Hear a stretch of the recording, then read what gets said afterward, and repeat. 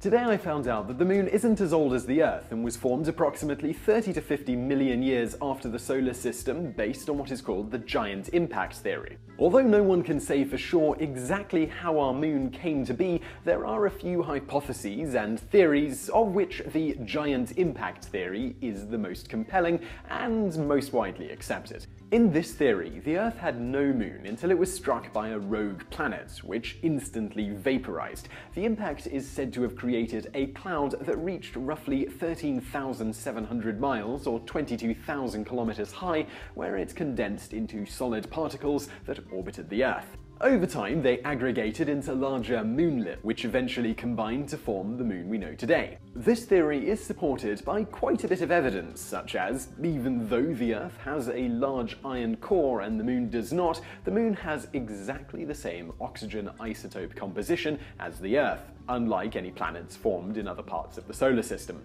This indicates the Moon should have been formed from material in Earth's neighborhood. Another significant piece of evidence comes from the oldest records of Earth's ocean tides ever found, which were 3.2 billion-year-old rocks from South Africa. Pinstriped circular sand and silt layers in the rocks were deposited by daily, fortnightly, and monthly tidal cycles. If the Moon formed elsewhere, then was captured intact by the Earth's gravity, as some theories state, the Moon's orbit would have been extremely elliptical, and tidal rock layers would not have shown such normal cycles. Computer simulations modeling a giant impact are consistent with measurements of the angular momentum of the Earth-Moon system, and the small size of the lunar core. They also show that most of the Moon came from the impactor planet and not from Earth.